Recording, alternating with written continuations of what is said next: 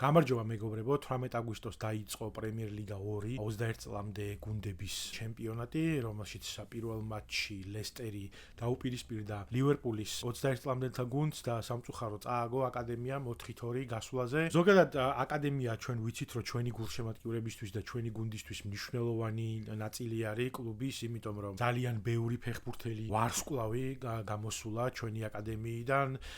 ეხლანდელ გუნდში მაგალითად კერტის ჯონსი, რომელიც წევრი არის ძირითადი გუნდის და წინა სეზონში დაგვამახსოვრა თავისი სტაბილური და იმედის მომცემი თამაშით. ის იყო ადამიანი, რომელზეც მე ყოველთვის მჯეროდა, როცა შემოდიოდა ან თუნდაც ძირითადში იწყებდა ხოლმე, არ ჩააგდებდა თამაშს და ყოველ შემთხვევაში ისეთ შეცდომას მაინც არ დაუშვებდა, რომ რაღაცა ფატალური მომხდარიყო. ის ძალიან სტაბილურად თამაშობდა, კარგად. ეხა თუ რაღაცა კარგი თამაში არ ქონდა, მაინც და მაინც ვერ ბრწყინავდა, იყო ხოლმე თამაშები, რომელზეც მის იმედი რომ რაღაცა უაზრობას არ გააკეთებდა ცენტრში, შეიძლება და ქონოდა, მათ შორის იყო ისეთი მომენტები, როდესაც თამაშებს ამწვავებდა, როდესაც იმედის მომცემი და ენერგიით აღმავსებელი გოლებიც გაუტანია, რომელმაც რაღაც მომენტში შემოაბრუნა თამაში იმით, რომ გუნდი ცოტა მოქოქა. მე ვთვლი, რომ კერტის ჯონსი ცოტა დაუფასებელი ფეხბურთელია, თუმცა გასაგებია, რომ როცა ამდენი ვარსკვლავი ყავს და ესეთი ბრწყინვალე ფეხბურთელები არიან გუნდში, ცოტა შეიძლება რაღაცნაირად ჩრდილში იყოს ეს ადამიანი, მაგრამ ჩემი აზრით ის ძალიან კარგი ფეხბურთელია და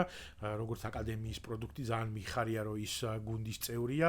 თავისთავად ცხადია, ჩვენ გვახსოვს ტრენტ ალექსანდრ-არნოლდი, რომელიც იყო თავისი თაობის გამორჩეული აკადემიელი, რომელიც წავიდა მადრიდის რეალში და ამაზე მე ცალკე ვისაუბრებ, აუცილებლად ტრენტზე გავაკეთებ ვიდეოს, რომელშიც შევაფასებ მის გადასვლას მადრიდის რეალში. ნიკო ვილიამსი გვახსოვს ჩვენ, რომელიც ახლა ფორესტის გუნდის წევრია და ძალიან კარგად თამაშობს და ძალიან მიხარია მისი წარმატება, იმიტომ რომ ისიც ძალიან კარგი მოთამაშეა. აკადემია როგორც ესეთი ლივერპულისთვის ძალიან მნიშვნელოვანი არის. ზოგადად შედეგების მხრივ აკადემია დიდად არ გამოირჩევა, განსაკუთრებით მაგალითად წინა სეზონში მე-16 ადგილზე დავასრულეთ ასპარეზობა. მოკლედ ეხა ზოგადად მთლიანად თამაშის მიმოხილვას არ შემოგთავაზებთ, ჯერ ერთი თვითონ ჰაილაიტები ვნახებ, იმიტომ რომ სრული მატჩის ყურების საშუალება არ მქონდა და ლივერპულის ოფიციალურ საიტზე გადის ჰაილაიტები. მე რაც შევამჩნიე, დაცვა და ცენტრი მაინც და მაინც კარგად არ გამოიყურებოდნენ და რა თქმა უნდა რაღაც მომენტში ამას ვერ შეაფასებ ახლა მთლად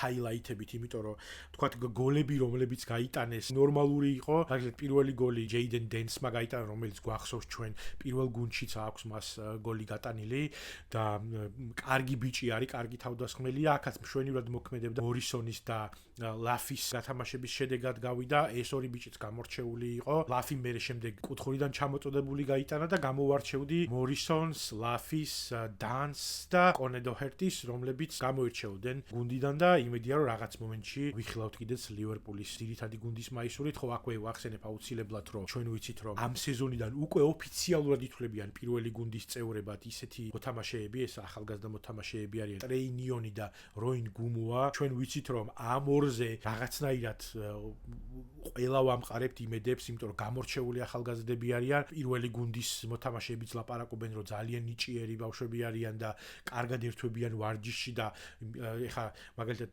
გუომო სულ რაღაც 17 წლის გახდება 5 დღეში 25 აგვისტოს და ძალიან მნიშვნელოვანი არის, რომ აი ეს ორი ფეხბურთელი უკვე ისეთ დონეზე არის, რომ ამ ასაკში პირველ გუნდთან ვარჯიშობენ და იმედია, რომ რაღაც მომენტში შეიძლება პრემიერ ლიგაში დებიუტიც ვიხილოთ მათ. ჩვენ ვიცით მაგალითად, რომ კლოპი ძალიან ხშირად აძლევდა აკადემიის მოთამაშეებს შანსს თავი გამოეჩინათ. მაგალითად იქ იყო ერთი მომენტი, რომ ასტონ ვილასთან როდესაც წავაგეთ 7-2 რაღაც დროს აღარ მახსოვს რა ანგარიშზე, მაგრამ უკვე რომ განწირული იყო ეგ თამაში, კლოპმა ყველა შეცვლა რაც კი გააკეთა, სუ აკადემიის ფეხბურთელები შემოიყვანა, რომ რაღაცა თამაში გამოცდილება მაინც მიიღოთ, იმიტომ რომ თამაში წაგებული იყო და აწი ეხა ამის გამოყენება მხოლოდ ვარჯიშისთვის და გამოცდილების მიღებისთვის შეიძლებოდა და ზოგადად არა მარტო ეგეთ თამაშებში, არამედ მნიშვნელოვან თამაშებშიც ყოფილა რაღაცა მომენტები, როდესაც კლოპი ენდობოდა ხოლმე აკადემიის მოთამაშეებს და იმედი გვაქვს, რა თქმა უნდა და ჩვენ ვხედავთ, რომ მაგალითად აი ამ ორი მოთამაშის ფონზე არნეც არ მოერიდება იმას, რომ აკადემიას მისცეს გარკვეული შანსები. ხო და მოკლედ ნახოთ მე ყურადღებას მივაქცევ აკადემიას როგორც 21 წლამდე, ასევე 18 წლამდე გუნდებს და მოგახსენებთ ხოლმე პატარ-პატარა მიმოხილვებს და თუ ვინმე გამორჩეული იქნება ამ მაგ ადამიანების შესახებაც. აქვე რა თქმა უნდა მინდა ვახსენო ლესტერის რამდენიმე ფეხბურთელი, რომლებიც გამოირჩენ თავიანთი თამაშით. ეს იყო მეკარე დოჰერტი, ევანსი, ასევე იყო თავდასხმელი ოპუკუ და შემტევი ნახევარმცველი გოლდინგი. აი ამ 4 ფეხბურთელს მე მგონია რომ ჩვენ ლესტერის რიგებში მალე ვიხილავთ. თან ვიცით რომ ლესტერი ჩემპიონშიპში თამაშობს ეხლა და მაგდონეზე თავის გამოჩენა და გუნდში თავის დამკვიდრება არ უნდა გაუჭირდეთ ამ ფეხბურთელებს. ხო და მოკლედ აი ეს 4 ფეხბურთელი კარგი შთაბეჭდილება დატოვეს ლესტერის რიგებიდან და ზოგადად საინტერესო სანახავი იყო. მე თავის დროზე გეტყვით რომ ძალიან გამიკვირდა როდესაც ნახე რაღაცა მატჩები და მაგალითად ჰაილაითებიც ასევე რომ ნახულობ ხოლმე ლივერპულის და განსაკუთრებით როცა ლივერპულის აკადემიის გუნდები თამაშობენ სახლში ძალიან ბევრი ხალხი ესწრება ხოლმე და სხვათა შორის პირველად როდესაც გავიგე და დავინახე თუ რამდენი ხალხი ესწრებოდა აკადემიის თამაშებს ძალიან გამიკვირდა.